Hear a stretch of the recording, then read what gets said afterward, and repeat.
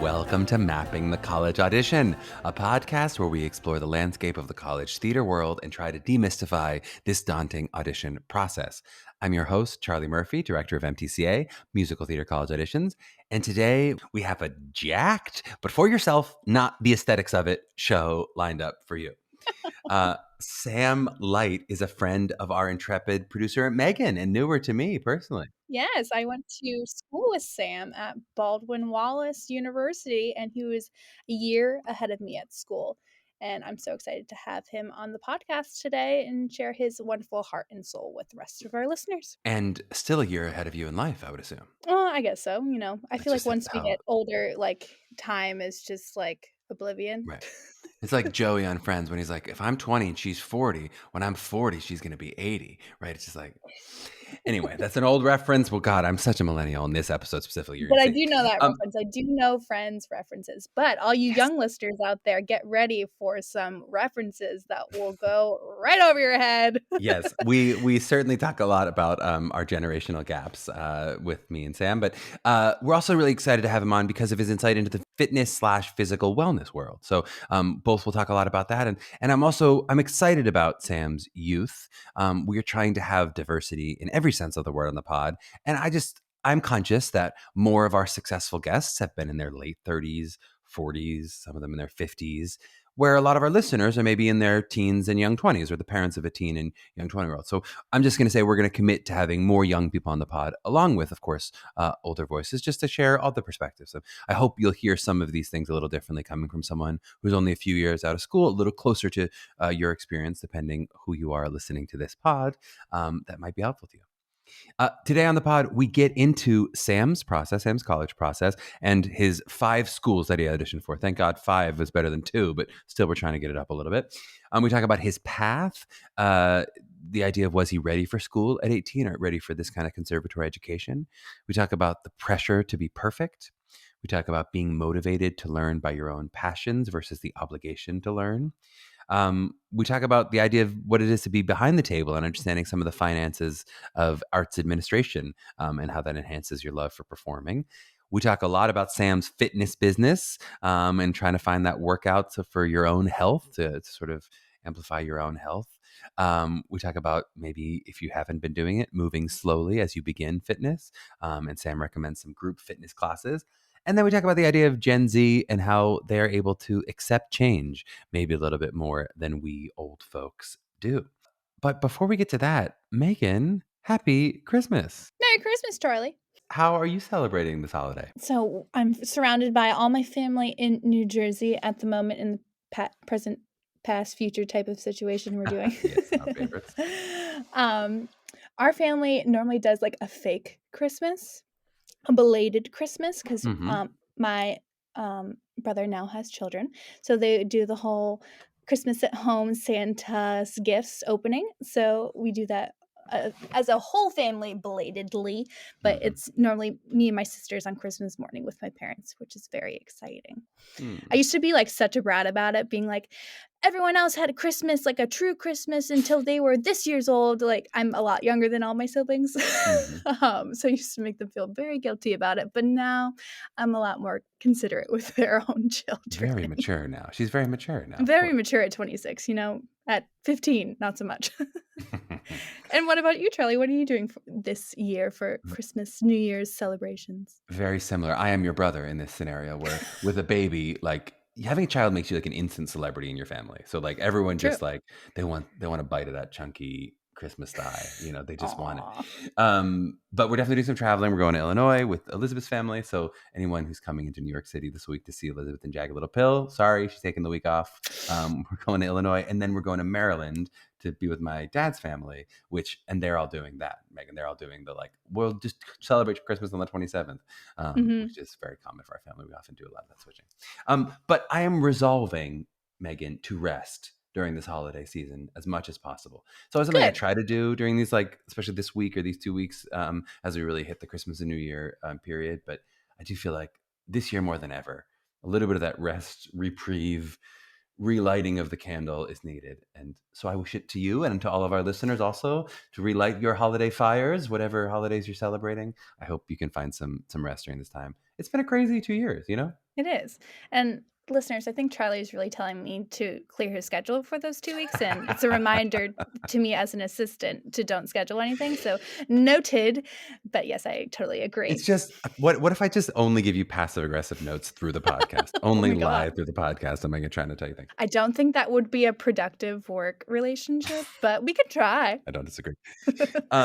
We also wanted to tell our listeners about next week. We're going to try to do a fun year in review episode where Meghan is going to challenge me to a game based on the whole year of episodes and how much I remember about them. And then I'm going to take Meghan to the college flashback round challenge and see if she can beat Sarah for the 14th. Sarah and now Josh, I think, are tied, right? Yeah. But we'll also try to put that together, some fun clips. If you're a listener who's just joined us a little more recently, to kind of catch back up on just some fun clips. It won't be anything too deep or anything, but just to catch you up on some of this past year of episodes. Mm-hmm. Well, let's get into Sam and this fun episode.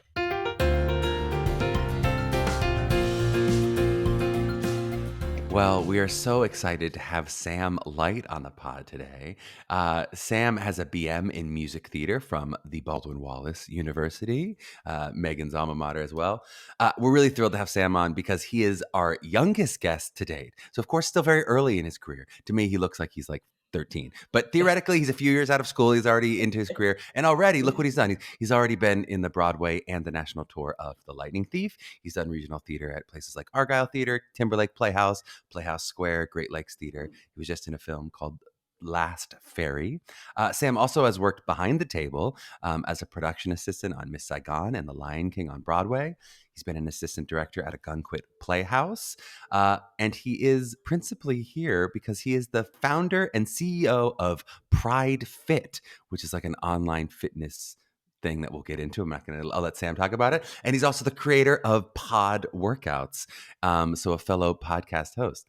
Sam, I'm so excited to chat with you today. How you doing? I'm doing so well. How are you? I'm doing great. I'm not nearly as glowing as I'm seeing this like beautiful, young, glowing skin. I feel like a vampire that wants to like suck it out of you. I'm like, how did that happen? There was a day. I think Charlie still views us as like 17 because that's when he met me. But you don't understand is, Meghan, I've kept getting older like this whole time. While like I was your age when you were that age, but now I'm just like keep getting older. Charlie recently referred to me as his young assistant. I was like, oh my God, does 26 still qualify as young? Yes, it's young. All the parents right now are listening going, does 26 count as young? Yes, it does. Yes, exactly. As I'm getting closer and closer to 30. Oh, but I need to have a quick caveat. I am doing very well, but I did have my booster shot yesterday. So it's been a bit of just like this. It's been a bit of a sleepy morning. I'm kind of like a little out of it. If this is you looking sleepy, then I don't like it. I don't like it. Speaking of age, though, let's transport ourselves back a little bit. And again, this is maybe my favorite part about having a younger guest on the show. I've been asking this question of all of our guests who are in their late 30s, in their 40s, and some of them in their 50s about their college process. And like literally all of them, like they're like, I read a brochure and then I mailed in a VHS and I applied to 2 schools. So I'm hoping, Sam, and don't disappoint me here, I'm hoping that you've done a little bit more of a similar process to what some of our students and or some of our college-aged and right out of college experience have had. So with that caveat, take me back a little bit. I'd love to talk even before you did the applications to when you were 16, 17, and you're starting to think about the college process. What were you kind of looking for in a school? What were you hoping to get out of a music theater education or whatever education you were looking for? Yeah, it's a good question. I mean, to this day, I think that we ask so much of 16 and 17-year-olds to say like, oh, you know already that you want to do music theater? That's wild to me because I did Les Mis in high school and that was really what like gave me the bug, right? Who'd you play? I was Marius. Me too, baby. Me too. Year. God, yes, the Marius okay. Club. But until like my first semester of senior year, I was sure that I was going to be a doctor. That was very much my path. And kind of on a whim, my mom and I started looking at music theater schools. I will say there wasn't nearly as much information about music theater schools as there is now, with YouTube and people having social media presences, different programs having social media presences, it is a different ballgame, right? But the forums were huge. Forums meaning like online forums, like Yes. College Yeah. Confidential or whatever. Exactly. For sure. You're bringing me back. This was a huge part of this, 10 years ago. And there was some drama on there, like people, moms like waiting outside of the rooms and then being like, well, they told my child in the room that she was getting in. And, and just like, it was so dramatic. And then, hearing when people were getting their letters in the mail and everything like that, that was like, I have a very visceral reaction to that. But being from the Midwest, because I'm from Wisconsin, I definitely didn't have a lot. I didn't have anyone who was doing this process near me. Like I would say, like in our school, 6 or 7 high school district, whatever, I didn't know anyone who was doing the college audition process. So it wasn't like we were driving to these auditions together or anything. We were very much flying by the seat of our pants. And I decided that I was going to audition for, I think, 5 schools. Oh, Sam, don't disappoint me. I thought we'd get double digits for the first time, for the love of God. Because most of our students do like 15, 20 schools. At this point, that's much more normal. But you did 5 total schools. Okay, that's better than 2. Some people say 2. Well, again, I didn't have information here. I very much was in kind of like this annoying mindset of like, well, if I can't get into the best schools, I shouldn't be doing this at all, right? So I think that it was not only easier for my parents to swallow 5 schools, because we ended up going to most of them. I only went to Unifieds for one audition, and that audition, I only auditioned for one school at Unified. So that's basically just an on-campus one, not on campus. It was just an on-campus that we didn't have to drive quite as far. You turned it into a single campus. Exactly. Yeah. And if you don't mind revealing, what were the 5 schools? What did you look at? Yes. So I applied to Baldwin Wallace, Elon, Northwestern, UMich, and Carnegie. Love it. Yeah. And so definitely focus mostly on a music theater education, especially maybe a conservatory style music theater education. That sounds great. Do you remember, just for the listeners, do you remember what material you performed in your college auditions? This is something I think about more than I should. Oh, please. Well, I did Carnegie in Michigan first. And I did Younger Than Springtime and Let Me Walk Among You from Bat Boy. And I will tell you, it was a big mistake. Let Me Walk Among You was good because I was weird and like, just like interesting and whatever. I had like a lot of fun with it. I was trying to be someone else for Younger Than Springtime, and that was stupid. And so after I finished my Carnegie audition, and I just like wasn't super happy with it. It was fine, but I wasn't super happy with it. I remember being like, I need to make a switch. So I switched Younger Than Springtime with the first like 16 bars of Live and Living Color from Catch Me If You Can is a game changer. Just like in terms of like walking into a room and owning my time there and like kind of having like the most confidence in the world. That was the game changer. And I wish that I just didn't give any expletives about the whole requirement of like, give me a golden age and give me this. Well, certainly if you'd worked with MTCA, that's why you would have had more than 5 schools. So you could have figured that out at some auditions before you were knocking out those schools that you were so excited about. But of course it all worked out. You ended up at a fantastic music theater program. Going to Baldwin Wallace. Just tell me a little bit about what the experience was. So you're there, you're spending 4 years. What did it feel like for you? Yes. I wasn't ready to go to college for music theater. I was very much a late bloomer. I was really skinny and I thought I had to look a certain way to be like this leading man type. My voice wasn't what it was in high school for my entire college experience. So just like a lot of being down on myself and working so hard and not getting the results that I wanted to see. I also wasn't interested in the craft of acting. Didn't care. Like I was like, I want to sing pretty. Sing pretty, be on stage. Yeah. And I wasn't interested in like that process at all. And yet it was kind of being like shoved down our throats, which makes sense. We were going to school for it, right? But I wasn't ready for that. And I wish so badly that I would have allowed myself to kind of see that and be like, this just isn't the right time for me. It's not that I shouldn't be doing this. It's just that like I want to like learn about other things for a bit and then I can come back to this, I was just going to ask that. Was it more about the specialty of the focus or just where you were physically and mentally at the time? Was it you feel like if you'd gone to a non-conservatory that would have felt better for you? Or was it like, I should come back 10 years from now? I think it was like actually the time. I think Mm-hmm. that if I would have gone to college at 22, Mm-hmm. it would have been an absolutely different magical experience. And maybe that's too idealistic, but when I moved to the city, that's when my voice started doing exactly what I needed it to do. That's when I started being interested in, what is acting and how can we make art, rather than just look at me sing pretty on a stage. But I was told forever that there is a path and I should follow that path.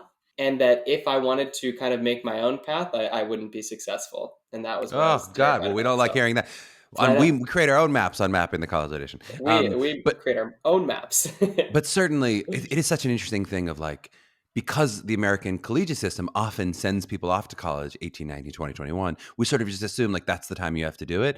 And of course, the same way any other sport, like some people join the NBA at 18, some at 23, like depending when your body blooms, depending when you feel like you're ready to actually do it mentally and physically, it can be tough if you're not quite in that place at 18. Sometimes you just need another year, another 2 years to be really ready to be doing it. Yes. Okay, well, let's get a little bit into we're going to break away from the training part of it and talk a little bit about the college experience in our college flashback round. So I'm going to try to see how much you remember from your college experience. Very Okay. few of these questions are going to be incredibly theater related. Record so far is 14. We had somebody who got a question every 5 seconds. I don't know if we're going to hit that record. It may not be untouchable, but we'll see what we can do. And I know if Sam's being truthful because this is the first guess that I was there in college for. All right. Ready, set, go. Favorite show you did in school? Carousel. Ever have a crush on a professor? No. Worst fashion choice in school? Long hair. Most consecutive hours awake? Nope. Like 12. 12 hours awake? My God. Okay, goodbye. Ever possess a fake ID? No. Ever cheat on a test? Yes. Part you played in college that you want to go back and play again? Will Bloom in Big Fish. School cafeteria food you secretly kind of miss? Omelets. Did you vote in college? Yes. It was the 2016 election. It was important. Okay? Hey, I got me in.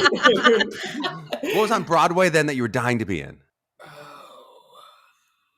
Natasha Pierre. Do you remember your school mascot? Yellow Jacket. Jacket. That's time. We're at time. Sam, 2016 election. Wow, that's amazing. And wow. It was important. Great. I mean, it was important. A vote needed to happen for sure. You've never been awake more than 12 hours in your life. No, This is I'm how you kidding. get this fit. But honestly, sleep is it's the key to everything that we do. I say it to every one of our Pridefit members. So Okay, Sam, I have a 4-month-old daughter, so I'm not with you right now on that sleep moment. There are so many parents in Pridefit who I talk about sleep all the time and they just glare at me. They're like, and I'm like, I get it. I just had a puppy and that was horrible for me. A human, way worse. It's just so, who will hold me while I get all this wonderful sleep? Yeah, exactly. Meghan, did we hear anything else that you want to fact check? Any answers that you go, no, this isn't true? Your long hair looked great. No, I feel like all of this was factual. But I will say, wasn't your long hair after college? It was. I remembered after, but yeah. So I don't know I think it must be like pants that didn't taper. That must be my answer. Oh, you need tapered pants. That's really a bad fashion choice. Oh my God. Okay, great. To have such like problems. That. Yeah. Let's just do a little bit of a slower look back. I know we're talking about some of the ways in which you maybe would have wanted to be in a different place for the program. What about if you could go back and maybe add in a class to the school? What would you want to add in if you go, the school would be a little bit better if it had this kind of class for everyone? I always joke that the class that they should add is a class on how to run on stage. Because it's very fake running? I think it's hilarious. Yeah, it's so ridiculous looking. One of the things for Lightning Thief was you had to run. Like that was like part of the audition because they wanted to see if you looked stupid. So anyway, class that I actually think that they should require you to take. I took my senior year. I kind of shifted my major. I still graduated in music theater, but I also got a certificate in arts management. Uh-huh. And those classes were interesting to take just to get a broader perspective of what arts management is. I think all actors should know what a fine margin there is Uh-huh. with arts money management. I think that Mm-hmm. it's really easy as actors to be like, the producers, they're stealing all the money. And you're Making like, all this money. like Hamilton's making a lot of money, right? But like the rest Uh-huh. of the shows, the margins are razor thin and everyone's kind of doing it because they love it, not because they're trying to take advantage of you. So I think that would be really helpful. But ultimately, I just wish that schools required you to think about like, rather than moving to New York and finding a survival job, what is a job that you would enjoy doing? And Mm. how can you prep for that when you're in college? It Yeah. just doesn't, it baffles me that people think that they're going to walk into an audition room and do their best work when they're doing a survival job that they hate, Uh-huh. right? I just don't get it. And that schools aren't setting you up for that. Yeah, it's I wild to love me. it. Well, and we'll get a lot of that into the second part of this. So we talk about your wonderful survival job, or Right. more maybe your thrival job, or however we're going to call it. What about, let's just wrap with, if you now could go back now as in your mid-20s, maybe a little more ready to be open to the kind of acting work that you would love to pursue. What do you think you would do differently in school? How would you approach your school experience differently? I think that the biggest thing that I would do is that I just would have waited. I think Hmm. the biggest thing when you're 18 to 22 is just that we do work to get it done rather than to learn.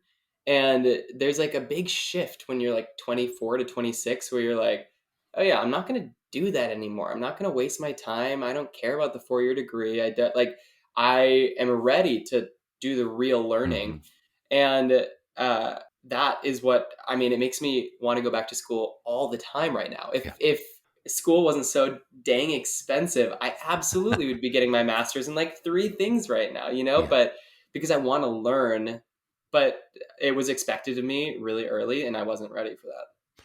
It's so true, and I think it's not talked about enough of the switch that you have to make at some point in your life. Ethan Slater talked a little bit about it on our pod. He said, learning to learn basically was what he learned throughout college.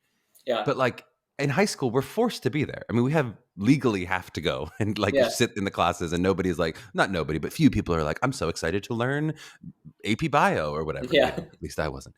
But then you do have to find that flip in your life of like, learning is such a gift. It's like we're one of the only species that like teach each other things and can learn things from each other. And like, it Yeah. is like you're literally being given a gift of knowledge that we don't always see that way. Sometimes we see it as a young person as an obligation. Yeah, totally. And I think that it's worth it to say, like, I don't think that this means that we shouldn't go to college at 18. I just think that sometimes it may not be right for you to study music theater at 18 because you are absolutely ready to learn about the world. I thoroughly believe that. And if you're really into acting for the right reasons, you're interested in the bigger picture, in why humans do what they do and that kind of process. So, like, you can learn about that stuff. That's awesome, right? And then maybe down the line, you go to school to like fine tune those skills. No, it's a really good point. We talk about it a lot when we talk about the difference between, those BFA conservatories or going to potentially BAs. The idea of, it's like going to med school, right? The idea of going to med school right out of high school is it's a very specialized degree. You know exactly what you're doing and exactly what you're studying. Yeah. That is not everybody. Not every 19-year-old knows, I know exactly what I want to do, for sure. Let's take a little break, pay some ads, and then pay some bills with some Yeah. ads. Yeah. And then we'll get back to it. All right, we're back. So you have graduated. You're trying to kind of navigate this life. Did you go directly to New York City? How are you figuring out the business? Because we did read some wonderful theater shows that you did there. So how do you get from graduating, not feeling like you're in the best place, to now be, launching this career? Yeah. I mean, it was kind of a wild ride because my senior year is when I decided to make the shift. uh, Vicky was so unbelievably helpful in kind of mentoring me with directing and producing, setting me up with some really amazing people. Uh, and she set me up with my mentor, who is the resident director of Phantom. So he's also the executive producer of Karen McIntosh North America. So I decided to graduate a semester early, graduated in December, because Miss Saigon was happening in January. And so I moved right to New York January 3rd, started work January 4th for Ooh. Miss Saigon. It was a wild time. Sleeping on couches, I assume? Yes, exactly. I was actually living with my soon-to-be colleague, Chris McCarroll, at the time, renting out one of his rooms in his house. So, yeah, it was a great time. And then I had kind of a full year of doing production assistant directing, that kind of work. That's when I did Lion King. That's when I assistant directed Ragtime at a Gunquit. Someone had to swing out of the show for a funeral, and I swung into the show. And that's when I was like, oh, gosh. Oh, no. The bug is not gone. Now it's time. It's time to go back to this. I needed a break, and I needed to learn some stuff, and I needed to see the other side. And that's when I started reaching out to people, agents who came to Baldwin Wallace for master classes. So at Baldwin Wallace, we do like a master class, a couple master classes a month. And if you are smart, you will send them an email saying like, thank you so much. I'd love to stay in contact. And that's what I did, because trying to get an agent in New York, it's tough. It's not easy at all. But I reached out to the people who I really liked, and some of them gave me a shot. And that's how I found my agents. So cool. And so then now you're back at the grind. This is now not long after college. Can't be, given the years it's been. You're back at the grind. You're doing the auditions, etc. How does Lightning Thief happen? Yeah, so kind of like I was saying before, I'm a huge proponent of walking into an audition room and saying, hey, I would love this job. I don't need this job because I have another job that I'm doing that I also really love. So, I can... And just to be clear, when Sam's saying, you don't mean literally saying this. You mean thinking to yourself. Say it to them.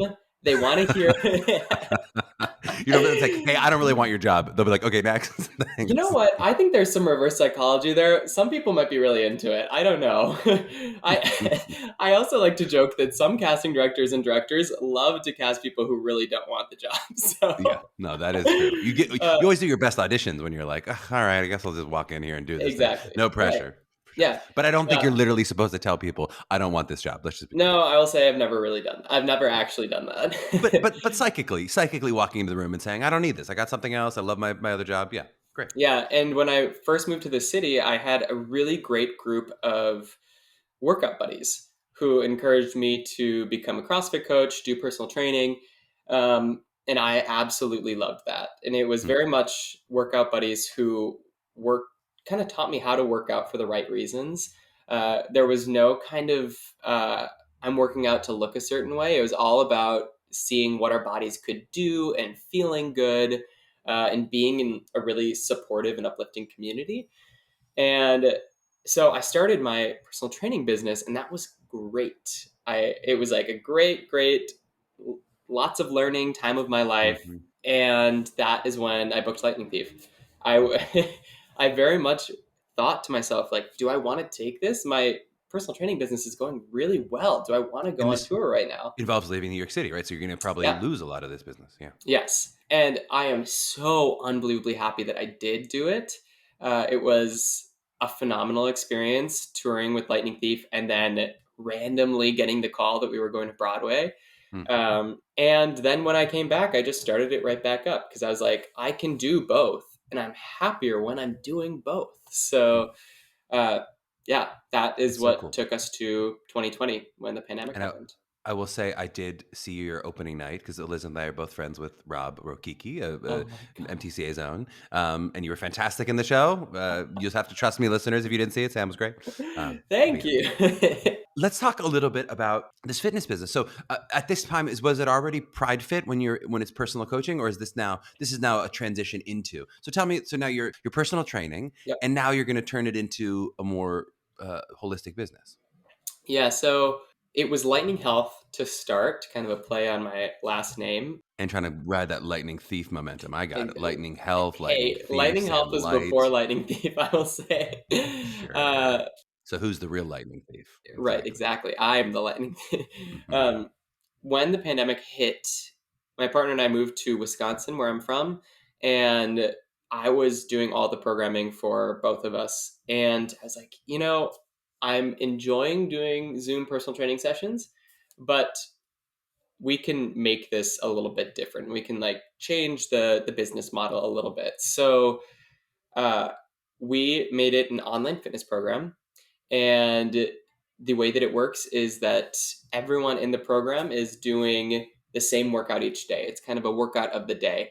And we can commiserate about the workout together. There are videos to show you exactly how to do each of the movements. Um, and that was the kind of initiation of Lightning Health. Very quickly, Lightning Health became primarily queer community. And I said to myself, well, I don't know why I'm avoiding this, right? So I swung the pendulum all the way over. We rebranded to Pridefit. And Pridefit is basically an online fitness program for people who don't feel comfortable going to the gym. And then fast forward 6 months later, we're at about 400 members, and the pendulum has started to swing back a little bit. And now we are an inclusive community of people looking to find sustainable health. Just because it's not only queer people anymore, it's all people who have had a bit of a hard time going to the gym, just feeling uncomfortable and vulnerable, and who are looking to not lose 20 pounds, not look a certain way, but rather feel and move better. Let's talk a little bit about like how has that influence now? And I know now, literally in the pandemic, everyone's performing career is a little bit up in the air. But how has it influenced the way you see yourself as an actor now? Now being this kind of small business owner, or what do you want to call it, and Yeah. then also acting. How has that kind of this work affected each other for you? Do you see them as parallel paths, or is it kind of like one path of this is what I'm doing and this is who I am in the world? I think it's a really good question. Very similar to what we were saying earlier. I think that there is no specific path that I'm following right now. I'm kind of making it up as I go. And that's actually really exciting to me. I love that no one is kind of dictating this for me and saying, you have to do this a certain way.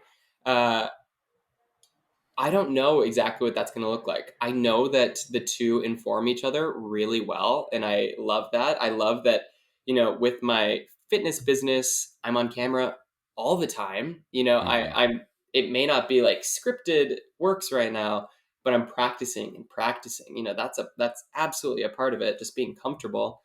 Uh, and I was so not interested in kind of just waiting around for the pandemic to throw jobs out again. I still don't know what's going to happen with the jobs that are coming right now. So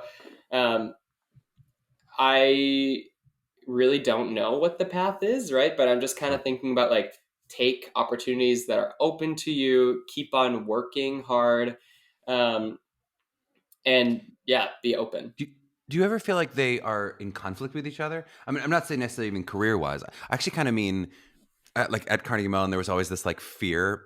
Everyone wanted to get jacked. It was like, gotta have that showcase body, of course. Yeah. But there was also this fear of like too much physical fitness or too much, especially a certain kind of, whether it's weightlifting or too much is going to actually somehow reduce your flexibility or reduce your ability as an actor, what you said of like, how do I stay open in the world?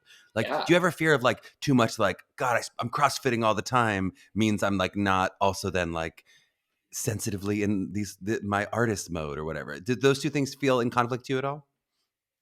I had a voice teacher in the city who was ungodly expensive, just insane.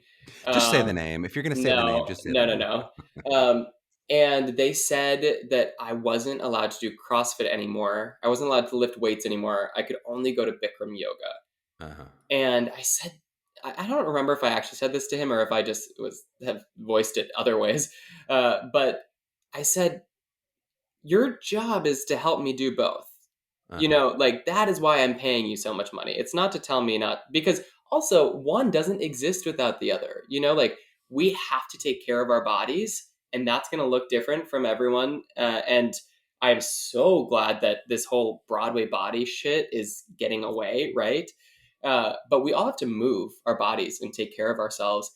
And so if you are telling people that like they shouldn't go to the gym anymore or anything like that because that's going to ruin their voice or ruin their Alexander technique or whatever, I'm they have to work together. They have to work together. So um, it's always been actually a positive for me because more than anything, movement affects my mental health positively. Mm-hmm. And I feel like the biggest hindrance in all of acting is just mental health. So Well, it's so true. And on the flip side, I'd love to just talk about like I think a lot of our students actually are pretty well motivated by like body neutrality or the idea of they do want to pursue fitness goals and they want to be healthy, but not necessarily worried about fitting into any kind of societal ideal. yes, What advice would you give to because but the whole world hasn't made that transition necessarily, and nor have every young person. But what advice would you give to a young performer who is now trying to deal with whether it's a professor, whether it's a voice teacher, whether it's a casting director or an agent who is saying, "Oh, honey, if you just lost 10 pounds, you'd be great," or let's get you ready for that showcase. We just need to tighten this up, or whatever they would say. How would if you're saying, "But I don't want that for myself, but I do want to be successful in the business." How would you advise they navigate that? I think it's complicated and it's easier said than done, but I suggest to everyone that you have to find movement that you enjoy. Otherwise, you're not going to do it, right? So, part of sustainable health is figuring out how we set up our environment to be able to not eat perfectly long term, but eat well long term, how to move our body well long term, not move perfectly either. Like, we're not trying to find the exercise that's burning the most calories or anything like that, right? We're finding what you enjoy. So, that's step one. And then step two is kind of similar to in college, how people with really unique voices kind of can get that strung out of them a little bit and saying, like, well, that's not really commercially viable. So you shouldn't do Mm-hmm. that anymore. You should try and sing more like this, right? And then you find that the people who were willing to tough that out and really pave their own path were the people who were most successful. I mean, you look like Bernadette Peters, fine is like a fine example of that. The people with the unique voices are the ones who are really going to make the biggest splash. Right. And I hope that people can see that with body size as well. It's just so not about that. And if people are not giving you a job because of your size, it feels horrible, but Mm. you have to wait for the right people who are going to love you and accept you for who you are. And yeah, that would be my biggest suggestion. So true. What about so let's imagine I am now a young artist maybe who's never been interested in physical fitness but wants to embrace my wellness a bit. Um, maybe I've been having a cheat pandemic and I've just been oh boy, it's been terrible, right? Yeah. What how do I get started? Like how, other than maybe just listen to Pridefit. But what kind of what are ways that I can start getting the ball rolling and actually, achieving some fitness goals? Slowly. That's the main key, right? We love, as a culture, to kind of binge everything. We love to go all in, the whole 30, like really like cut out everything for Mhm. 30 days and then fall off, right? And it's the same thing with fitness. We love to kind of like work out 7 days a week and then completely drop off. So my biggest suggestion is to gradually ease your way into it, uh, with movement that you actually enjoy. That could be walking, that could be jogging, that could be rollerblading or biking or doing free YouTube videos. Uh, but making sure that you are remembering that some is enough. Mhm. A lot of times we think that we need that full hour workout for it Mhm. to do anything for us, and I promise you, if you can switch your identity to someone who moves your body every day, even if that's only 5 minutes, you're going to have so much more success than if you only work out when you have enough time to get a full 60-minute workout in. And then what about someone who maybe is a little farther along? Maybe I've done a bunch of different, I've done a P90X and then I did a blah, blah, blah. And then I've done a next thing, right? But they feel like maybe they're a little more plateaued. What would you sort of give their advice to that more, advanced fitness person to take it to the next level? Yeah, I think there are a couple of different options. If you're in a city, I am such a big fan of group classes. I think they're really motivating. I think that having some kind of instruction is really important. Um, this is one of the questions that I have been trying to answer with my podcast, actually, because Mm-hmm. Pride Fit is all about making health and fitness as accessible as possible. and it's very video based. So at home, if you're doing a Pridefit workout and you're watching a video of me doing it with you, that's normal, right? But if you were to go to a gym, that's like shining a beacon on you that you have no idea what you're doing, right? Mm-hmm. So when people started going back to a gym, I was trying to come up with a solution that would allow people to feel comfortable at the gym without them having to set up their phone, which is Mm-hmm. why I made Pod Workouts. Pod Workouts is a 45 to 60-minute personal training session where I'm just guiding you step by step in your ear through a personal training session so that you know exactly what you're doing and no one has to know that you're getting that instruction. Um, and that is truly just to make it as accessible as possible. So if you feel like you're plateauing because you don't have the instruction, something like Pod Workouts or a YouTube video from different trainers, that's going to be really helpful for you. It's so cool. And we recommend one ear is listening to Pod Workouts, one is listening to Mapping College Audition. That's really Exactly. the advanced work. You're working on both of your sides. Exactly. What about that podcast work? So how long have you been doing it? Yeah, we have 16 workouts out, 16 episodes. Sam, you just got another instructor for your pod workouts too. We do have a new instructor for Pod Workouts. Her name is Jessie, and she's a Barry's instructor in Boston. And I really focusing on the accessibility of workouts. She's going to be doing some episodes in Spanish. She has a very different vibe than I do, of where I'm a little bit more laid back. She's much more like up tempo. I'm really excited because I think that it just widens the net of who would feel comfortable using these workouts. So she's done her first one. That was just released last week. It has been so great.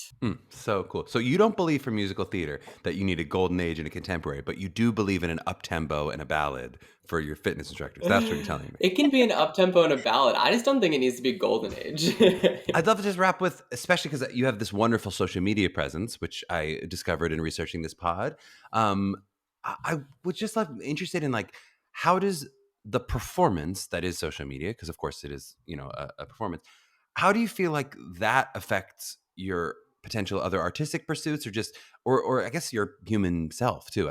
Do you feel like you're like, yeah, how is that experience of putting on a show for, whatever, hundred thousands of people, affect you as a human being, and then potentially you as an artist, actor? Oh my gosh. I think that still figuring that out every day, but it's unbelievably important for us to figure out how social media fits into our lives. I had to learn really early on that I had to look at it as a business, not personally. I don't scroll through social media. I don't let it eat my time. It makes it really complicated because how are you supposed to do fun things on TikTok if you never are on TikTok, if you don't know what people are doing, right?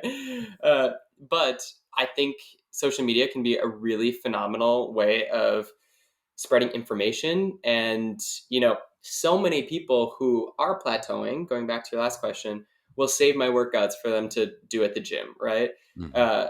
It can be such an amazing tool for us to use, but we have to be smart about it. We have to make sure that we're setting ourselves up for success so that we're not comparing ourselves to others, letting it consume our lives.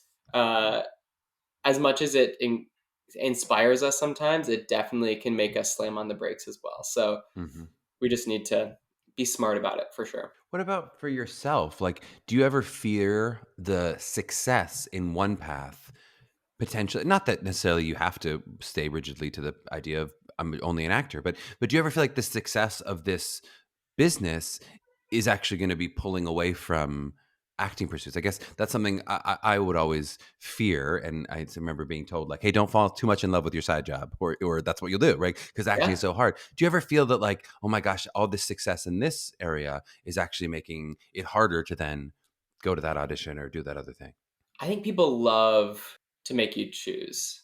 I think that because the path worked a certain way for them, they feel like the path has to work that way for you. My mentor for Miss Saigon was very much of the mindset that I couldn't do directing and producing stuff and be an actor. It was very much what split our relationship very clearly, because that's not how he did it.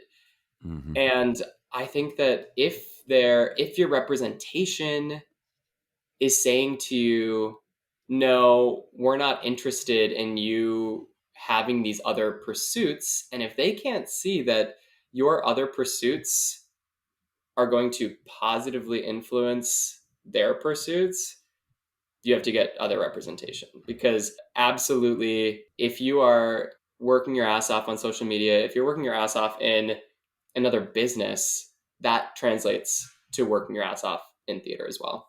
Totally agree. Okay, are you ready for our second game? Yes. This is our individualized, made-up game. Sometimes we do like really silly games that they're odd and creative. Sometimes they're simple. This one is pretty simple, but it's not necessarily going to be easy. This is a trivia-based game. Mm-hmm. I'm going to be quizzing you about famous artist slash fitness slash wellness personalities. I'm going to describe a person, and you're going to have to tell me who I'm describing. It'll start pretty easy, and then it'll get harder. Do you understand the game, and are you ready to play? Good luck. This fitness legend was once a professional bodybuilder, a former Mr. Universe before becoming movies, and eventually governor of California. You can't get, okay, it was too easy. That was too easy. Number one, ding, ding, ding, ding, 1 for 1. This former college football player and multi-sport athlete spent 8 years as a professional wrestler before becoming one of the biggest movie stars out there. John Cena. Right? That's also a great guess, though I don't know if it's 8 years. But The Rock. We're going for The Rock. Okay. Yeah. Okay, we're doing great. 1 for 2. Yeah, The Rock is a bigger movie star. Yep. Sorry to John Cena if he's listening. Yeah, poor John. John Cena's like a fan of the pod, so fine, please. Yeah, but The Rock has been in Moana, so come on.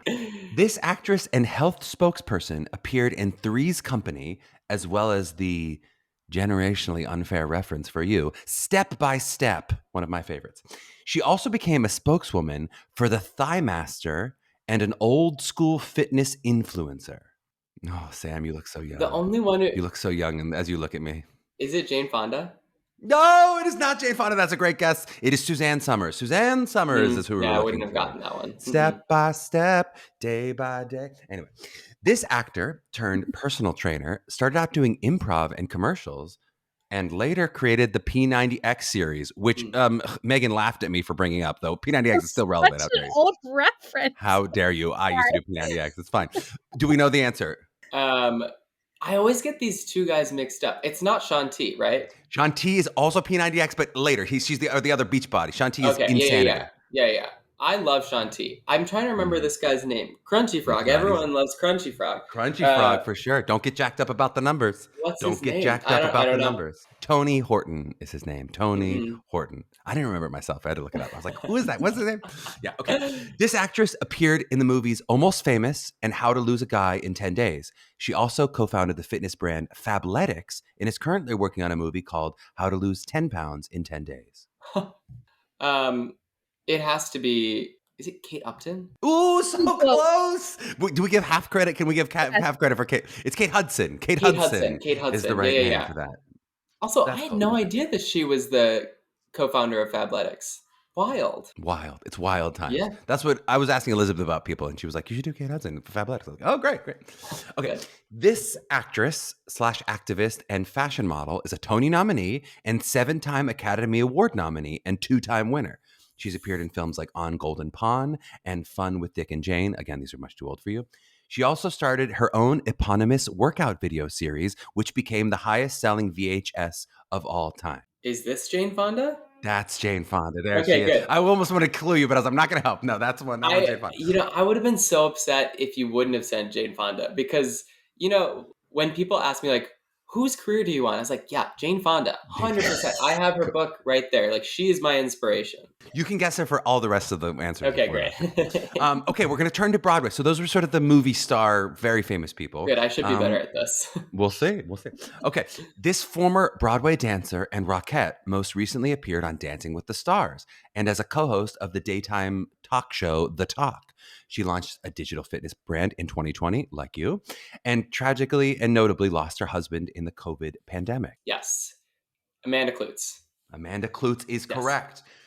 This absolutely jacked actor was a former rugby and cricket player. He's perhaps best known as Wolverine, though tried his hand as Jean Valjean. Okay, yeah. I was going to say, and is currently on Broadway. He's also the fittest 54-year-old person I've ever seen. Unbelievable. Hugh Jackman is who I thought I needed to look like in college. It's who we all want to look like, isn't it? But also, it feels like it becomes healthier as you're like, what I want is to sustain feeling good that late in life. Like, it's Oh my amazing God, how, yeah. fit he is at his age. Yes. Age is just a number, says Tony Horton. Just, there we go. And probably Sean T. You've won the game. You did fantastically, Sam. This was not easy. I realized that I was doing some of these things generationally. I was like, these are hard. Some of these are. I'm like, who are these? Like, I can't even think of any like contemporary fitness people. I'm like, I don't know.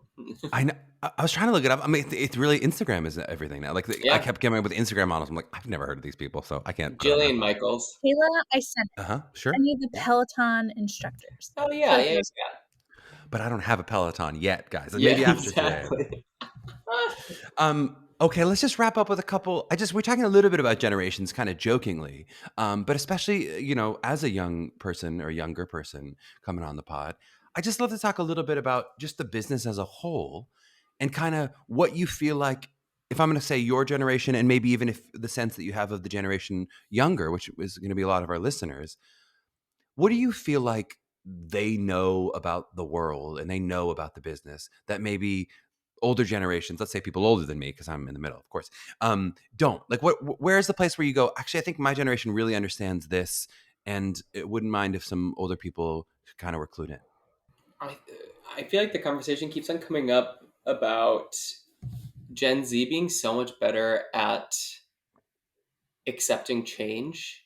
I think that, millennials and uh, older generations kind of having a really hard time with that, of kind of writing off TikTok and anything like that, rather than seeing it as an opportunity.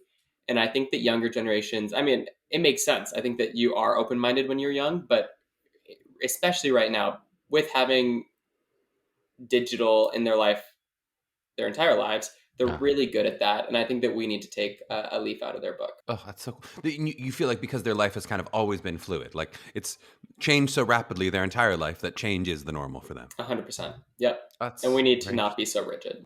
I know you've given a lot of advice today, but if I were to give you to wrap up with like one piece of advice to a young artist, maybe it is someone who's 17 and just thinking about college. Maybe it's somebody who's 22 and just graduated and trying to figure out the world. But what would be your advice to a younger version of you, or to a young person out there who asks, what do I do? Yeah, it's a really complicated question. I feel like I could say like 15 things. I'll let you say I would, 3. yeah, okay. Hello, time. I think I would say that you truly can create your own path.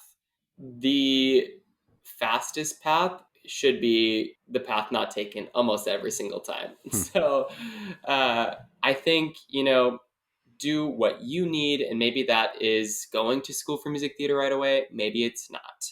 Maybe that's having another job that you really enjoy so that you don't have all this pressure on auditioning. Or maybe it's really focusing on auditioning and making that your priority, and keeping that mindset. But Glennon Doyle says something really interesting. Like, I've stopped taking the advice from people who haven't walked this road. Something like that. Of kind of just saying, like, there is going to be everyone there who's going to give you all the advice of how to be successful the quickest. And you just you got to do what you got to do. So true. Sam, thank you so much for coming on the pod today. Anything that you feel like you didn't get to plug that you want to plug? I know we talked a little bit about Pridefit, we talked a little bit about your pod, but anything that you'd want listeners to check out, especially?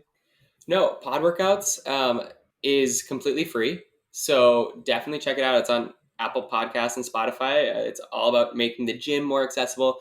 Pridefit is there's a home and a gym program. So it's $35 a month, and there's the workouts are great. But the best part about Pridefit is really the community of people lifting each other up and holding each other accountable, because there are tons of fitness programs out there. There are lots of really competent trainers, but you're just not going to stick to it unless you're surrounded by people who you really enjoy. And yeah, so. I love that. And we talked a little bit about the danger of social media, but if someone is going to take that danger appropriately, where would they check in with you on the social medias? Yeah, so on Instagram and TikTok, I'm at Lightning, my last name, Leichtning. And then on YouTube, it's at Sam Leicht. And you can see all of my workouts there. So if you want to check them out. Awesome. And we'll put all that in the show notes in case you didn't catch how to spell the name. It's not easy. You'd have to do some real listening to do it. We'll do all the spelling for you in the show notes. Sam, thank you so much. It was such a pleasure chatting with you today. It was such a pleasure. Thank you for having me.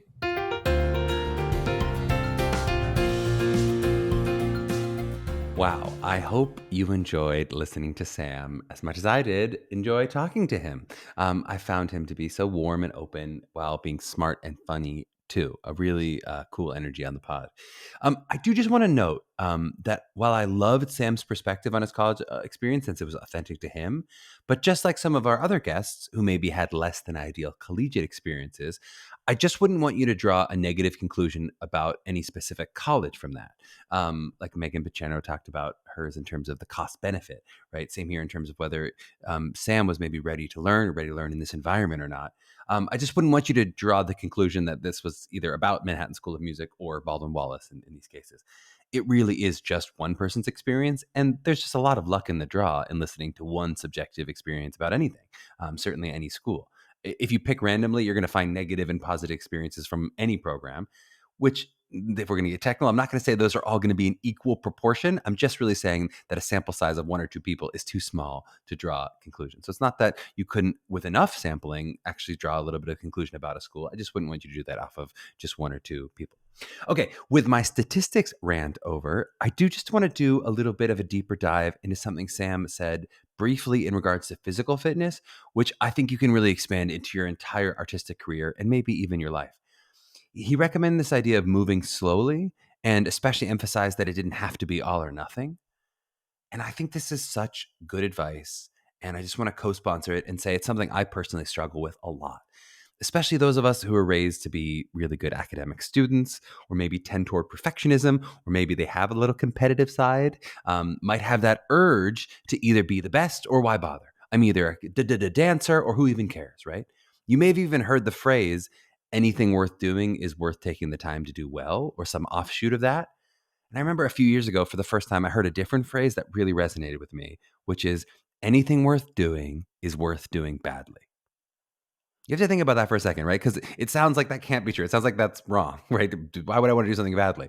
But if something is really important, if it's something that is really worth doing, it is better generally to do a bad job at it than no job at it, right? For example, a bad night's sleep is better than no sleep at all, right? If those are the two options, if it's either to do something badly or to not do it at all, something, right, is better than nothing. A quick 20-minute workout where you're just getting your body moving, but it's not necessarily that P90X thing that you'd plan to do, which is 90 minutes in your day, which is what stopped me from doing P90X. Megan's laughing at me because I know P90X is old, but it's not that old. Come on. It's better than skipping it, right? In the artistic world, the idea of like, can you prepare those sides to near memorization? Can you find that place where you got to look down a couple times because you couldn't quite memorize it the way you wanted, but you got it pretty good? That's a whole lot better than doing a totally cold read.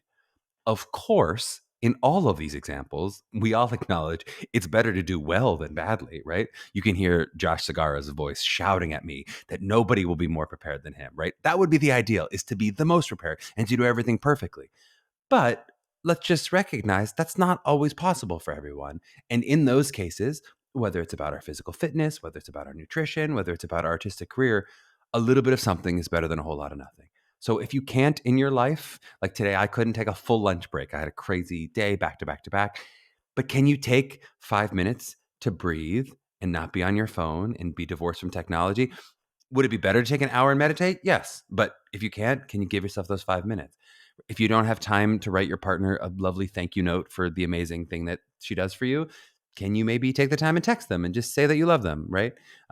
If you don't have the ability to write every agent in New York City with your headshot and all the plans that you had to make of all the things you were going to do in the New Year's, as we talk about some New Year's resolutions coming, why not start with 5? Can you just send 5 out? Can you send 3 out? Not only is that little bit of something better than nothing, but I think as Sam was saying with physical fitness, you can often build that momentum toward finding the space and energy in your life to do the task even better if you start somewhere. It's a little bit like our Arthur Ashe quote that we like, which is start where you are, do what you can, use what you have. That's one of my favorite quotes. But that idea of doing something is always a little bit better than nothing. Well, you have all done a whole lot by making it all the way to the end of this episode. And if you enjoyed it, I'd love to, just give us half of a comment. If you can't give a full comment, just give us half a comment. If you can't do a full follow, give us half a follow. No, that's a joke. I do suggest 5 stars if you enjoy listening to 2 podcasts at once, and an ironic 5 stars if you're the weirdo who likes to watch one video and have a different audio playing. That's fine too. You can also reach out to us with questions for the pod at mailbag@mappingthecollegeaudition.com, or reach out to Meghan and me directly at Charmer7, that's on Twitter and Instagram for me, at Meghan Marie 2014 on Instagram for Meghan. If you're interested in working with MTCA for help with your individual prep for your college audition journey, please check us out at mtcollegeauditions.com. You can also follow us at Musical Theater College Auditions, that's theater with an ER, at Tweet MTCA on Twitter, and TikTok, YouTube. We got it all. You're going to be everywhere by the time you're listening to this. Maybe you won't have TikTok by the time you listen to this, but very close. If not, if I keep saying it, it'll be true someday. To my young artists out there, mapping their holiday journeys, we love you. Please enjoy some rest this break. We'll be back next week with a special year in review show and resume our regular programming in the new year. By then, I expect all of you to have some non-aesthetic New Year's fitness resolutions. I'll be right there with you. We'll see you soon.